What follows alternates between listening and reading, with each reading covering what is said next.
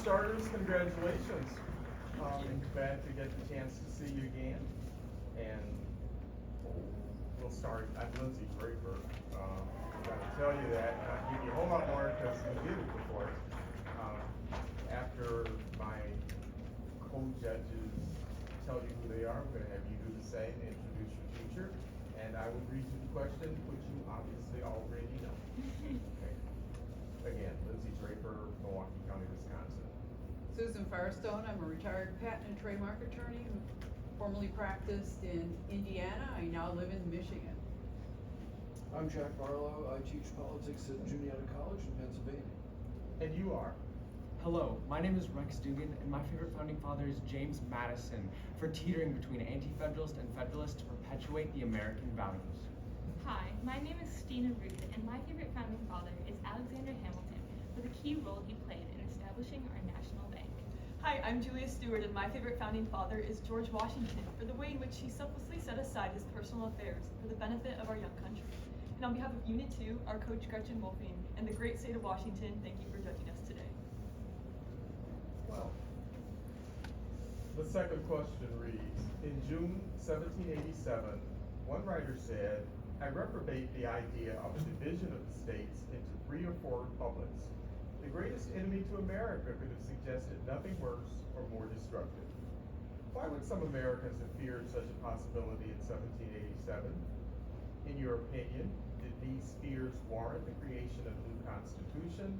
To what extent, if any, are there issues facing our nation today that might lead some to advocate for a smaller nation? Begin. We must learn to live together as brothers and sisters, or perish together as fools. Dr. Martin Luther King Jr. In 1787, our founders feared the prospect of the nation splitting into several republics due to the inability of the federal government to unify the young country and address growing conflicts between states. Granted immense sovereignty under the Articles of Confederation, the states were very independent of each other, each holding unique political views over disputable matters such as slavery and representation. James Madison's notes from the Philadelphia Convention from August 21st, 1787, illustrate such conflicts regarding slavery, when delegates from the North and South bickered over the inclusion of the 3/5 slave trade and fugitive slave clauses in the Constitution. Southern states opposed government interference with the practices of slavery, while northern states sought to control and ultimately shut down this institution. These differing interests created an immense divide, further polarizing the fiercely independent state governments. Representation in Congress was another issue that caused political rifts between states. Those with smaller populations embraced the New Jersey's plan's means of equal representation, while larger states supported Madison's Virginia plan, a system granting populous states more votes. Both of these political disparities put an immense strain on the firm League of Friendship outlined in Article 3 of the Articles of Confederation, a futile attempt at unity our founders observed to be rapidly dissolving. The state of the nation under the Articles of Confederation significantly warranted the creation of a new constitution in order to reinstate unity and safeguard the United States from foreign threats. By delegating immense powers, the Articles of Confederation enabled the states to be in excess of democracy. This conflict is illustrated in Federalist 15. States repeatedly prioritized their individual interests over the common good of the country. For example, unable to tax, the federal government had to request money from the uncompromising states. Rhode Island, for instance, declared openly their desire to keep all interstate revenue for themselves. Federalists justified reforming this weak government, arguing that increased unity would allow for a stronger United States. In Federalist 4, John Jay claims, if foreign nations see that our national government is efficient and well administered, they will be much more disposed to cultivate our friendship than provoke our resentment. Unwilling to let the sacrifices of the people go to waste, our founders prioritized strengthening the country that so many had lost their lives to establish. Recognizing the impending danger of a split nation, our founders strove to improve the previous legislature, one that could control the diverse states, to ensure the independence they had fought so intensely to win would survive for centuries to come. Today, contentious political issues have led some to contemplate the possibility of a smaller and reformed nation. This idea was initially tested with the South, culminating in the Civil War, who, upset by the abolitionist turn of the country, seceded from the nation. As recently as 2016, California also explored this possibility following the election of President Trump. A state poll demonstrated that 32% of California citizens supported the idea of the state becoming a separate country, listing extensive grievances with the federal government regarding immigration policies, trade regulation, and taxes. It is through such controversial issues, or others such as abortion, gun control, and climate change, that it creates this divide in our government today. This polarization is illustrated in a Pew Research study, which found 27% of Democrats believe GOP policies to be a threat to the well-being of our nation. Among Republicans, more than a third believe that Democratic positions are a threat to the nation. The two-party system that is present in our government today divides our country. However, there's a starking gap between this divide and secession. Although our diverse political views commonly lead radicals to advocate a smaller nation, it is essential that Americans recognize the utmost importance of remaining a unified country to protect, instill, and strengthen our liberties for centuries to come. Thank you. Well, thank you. And just continuing where you are, so how do we do that? We want Americans to recognize the importance. How? What do we do? Today, the most important issue facing the coming generation is civic virtue. We need to implement a better expression of civic virtue in our government today to be able to ensure the rising generation is ready to be involved in their government and use their voice. An example of this, in our home state of Washington, because of the Motor Voter Act passed by President Clinton, we are able to pre-register to vote at the age of 16. Though I am only 17 years old and cannot vote quite yet, I am pre-registered to vote. Another very important thing that the citizens need to do is use their First Amendment right to protest. We can see active protests right here in our capital today. Just the other day, I took a trip to our capital and I saw Chinese American citizens protesting against the CCP. It was a great showing of what civic virtue can really do. And it's also important to educate the next generation. My goal is to become a teacher and therefore pass on this knowledge to the future generations that will come after us. Could you have argued in 1787 that breaking us up would actually help us come together? I mean, I think about the issue of slavery, for example. If we had broken into a slave country and a non-slave country, that would have eliminated the probability of a civil war, wouldn't it? Federalist 4-6, written by John Jay, outlines the importance of us sticking together, not just for America, but for the world. If we had let the South secede, not only would slavery have persisted in the new nation, but it would have ended up having America not be as strong in foreign affairs. Today, America is the #1 foreign aid giver in the entire world, which has led, just in the Middle East alone, Yemen for instance, millions of lives have been saved because America has a strong foreign aid initiative. And as my colleague mentioned, in the past, if we had become three or four smaller nations, it would have been easier for the British to take back over again. Because of the weaknesses of the Articles of Confederation, we had many issues regarding enforcing treaties, and we had the French and the British living on our land, and this would have, as my colleague mentioned, led to this increase of a danger of being reconquered, a wish which we fought a war to prevent. But you mentioned in your last answer some of the good things about the U.S. being unified, but weren't there some bad things about the United States being a large, powerful, and frankly an island country that has a very strong military that perhaps, had we been split apart, it would not be quite as dangerous? I think in many ways, and thinking of the War of 1812 was rapidly upon us, to say nothing of nowadays. We can look at the post-World War II initiative. The United States has taken a foreign affairs strategy called the Great Power Competition. As one of the world's 3 largest powers, we can see that the United States is direct competition with Russia and China, not just for resources, but for power and control over land. So what that ends up doing is it leads to rapid innovation, but this innovation isn't always good. We can see this with World War II.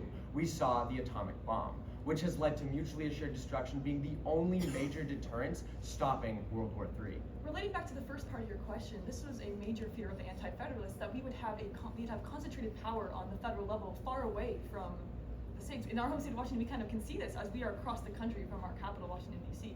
But our founders and many of the Federalists who were against this position argued that because of the bicameral system our Constitution set in place, we would have these local communities having a voice in our Congress. And the Connecticut Compromise, also known as the Great Compromise, was a great example of this compromise in which small states and large states can work together to make up our government. You talked about the differences that cause some people to want to leave the country, and I believe the most recent example was the 2016 presidential election.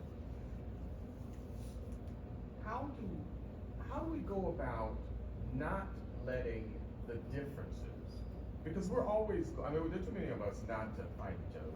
There will always be differences. How do we not let the wedge issues become how we address each other? And obviously I'm thinking about that was true way back at the beginning of the country. How did they solve that, for instance? That not letting the differences keep us from getting together. Our founders set in place an excellent precedence that we must look back to in order to achieve this today. If we look back to the Philadelphia Convention, there was rules established to create orderly and respectful conversation. One rule that I particularly like is the rule that the delegates were not allowed to pass notes or read or converse amongst each other during the proceedings. And this can be implemented more furtherly in our Congress. Though we have rules, Article 1, Section 5, Clause 2, shows that Congress can punish disorderly behavior in Congress, but perhaps if we look more further to the precedent of our founders, this can be implemented. George Washington didn't just set the precedent for what the presidency should be, he set the precedent for how America should be utilized. In his cabinet alone, he had the Secretary of State Thomas Jefferson and Alexander Hamilton both taking up head points. We then see later in his presidency and through his term, these two butting heads over and over again. But this is what George Washington knew was gonna happen. He wanted them to butt heads. He wanted the ideas that those two came up with to lay the foundation for America. It is the reason that we are able to sit here today, because they were able to have civil discourse unlike any other. Thank you. Oh, me? Okay. Talk to me about Spain, okay? And the Spanish threat on the south and the east. How did that play a role in increasing Americans' fears that they needed to unite? The reason America initially united was because they wanted to revolt from Great Britain. They never would have been able to. New York alone could not have fought against the British. The threat of impending danger is one of the key things, sadly, that is able to keep a nation together. We can see this in Yemen, where they're currently in the midst of a civil war, but they have the pressure from all of these other Middle Eastern countries. That's why they need to stick together. They're trying to work through their problems rather than just splitting up. And it's also important to note that the Articles of Confederation is what initially held this country together and a firm league of friendship, and that is what allowed the United States to fight against the British. Instances such as Shays Rebellion demonstrated the necessity of a federal government that could protect against instances of rebellion, or in the instance of Spain, attack. And this was necessary to have a standing army, which was a concern of the Anti-Federalists, but the Federalists justified this in the new Constitution. Okay, well, there was a concern that only small republics could survive. We have a very large country. I pose it to you, are we still a republic? And are we surviving, or are we just limping along? I believe the bicameral system set in place by our Constitution makes us a nation today. And the media today plays an important role in attacking this sense of unity and nationalism that we have in our country. The media portrays that we have too contrasted and we are too polarized, that we can never find a way to work together. But throughout history, we've seen examples of us coming together in times of war. After the attacks of 9/11, Congress, though differing opinions and differing political parties, came together to pass the Patriot Act to work against national security risks. And Federalist 51 outlines checks and balances for our government, where each government body can work with one another and check each other's power in order to create this system that will survive on such a large scale. And the media also plays a role in that, where it allows the citizens to access this information to vote. I think this can all be tied back to the importance of civil discourse and how they laid the foundation for America. If the Federalists had been a 100% body, we would not have been able to survive as a republic this far. We needed states' rights and the federal government to be balanced how they are today, or we wouldn't have been able to do it. Thomas Jefferson, for instance, was the first person to have the idea for laboratories of democracy, which is one of the most fundamental ways that states can push against the federal government. In our home state of Washington, we had Initiative 502, which legalized marijuana far before most of the other states in the Union. So this idea of laboratories of democracy is one of the best ways that states and the federal government can be balanced in our representative democracy. Well, one thing I want to push back is you were also talking about after 9/11 that do we only unite because of fear? Human nature is to attach on to whatever is strongest. Do we only unite in fear is not what America really does. I feel like when an issue of fear or an issue like 9/11, the tragedy of 9/11 truly arises, it's when Americans can drop their party banners. It's issues and times like that when the party lines become blurred and everyone can come together to pass these bipartisan bills to take effective action and make sure that the country is safe for their kids and their future prosperity. Those people coming later. All right, but seriously, the question that she asked was, we came together, but wasn't it because we were scared we got attacked, and up until then people didn't talk to each other, and all of a sudden we got scared, so we did? Fear is definitely a huge factor when it comes to things like these, especially in times of war or emergency in our country. Fear is what brings people together to do something about Finish your sentence. these issues.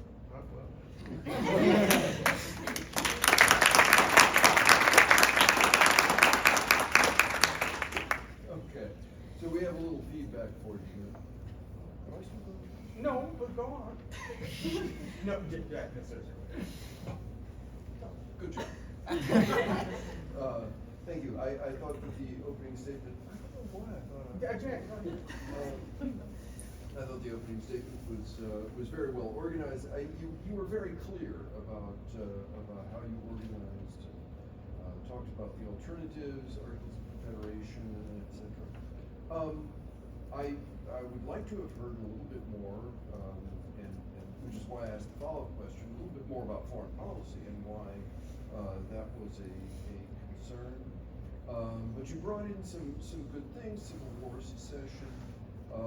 You could have brought up, and you didn't, Marjorie Taylor Greene and the national divorce kind of ideas. But we kind of touched on some of those things in the follow-up. So since I am using the wrong amount of time here, I'm going to turn it over to my colleagues and let them go. I enjoyed, you opened up with that Dr. Martin Luther King Jr. quote, which is, I think, a very nice way to start. It does, I think, summarize what this question is about. Are we going to be united or are we not? You mentioned the conflicts in slavery, our inability to consolidate under the Articles of Confederation, which actually I kind of enjoy the Articles of Confederation, but nobody else does. Probably just some weird Wonka on my part. You had a lot of information, and you brought it through. You weren't afraid to or ducked any controversial issues involving. You mentioned two-party system helps divide some of that factions. I'm not sure it's working anymore, but it certainly did. And we're talking 1787. What did they know at that time would work? Not a lot. Some of this was pretty new to them. I thought you did a nice job answering our questions. When you had the question about Spain, then you brought up Yemen. I don't know if Yemen is exactly a poster child of good things going on right now, but at least you didn't say Sudan at present, so that's rough too. Yemen is, though, mentioning how foreign power can indeed put a force on another country to try to settle their disputes. They are in talks right now, and they are undergoing a ceasefire. as far as I know, as of this past weekend, at least, was still holding. Yeah, So it was at UN least- mediated, wasn't it? Yes, it was. Yes. So that was very good. Anybody that brings up things like the Middle East for me, especially in Unit 2, is, I always enjoy, so thank you very much. I enjoyed, the presentation. You know, and some of what happened during your talk, when in your discussion, it was the 2016 election that you made reference to. I'm not sure, cause yeah, there were folks who afterwards said, well, we're out of here, that a very interesting contrast, and I was kind of expecting you to say, to point to the 2020 election, where people say, what do you mean we lost? No, we didn't. And then, that was really where I thought you were going with that. But there were some other things, the media causing the polarization. You know, there's this huge part of me that says, well, no, you know, what happens is this expansion of the media has allowed us to listen to who will say what we want to hear. And we've no longer got to be a country that wants to learn what's happened. We want people to reinforce what we believe. And I struggle with that. Part of why when I hear people defend the Articles of Confederation, the emphasis on education, well, no, because there were things that came out of the Articles of Confederation that made us a strong country.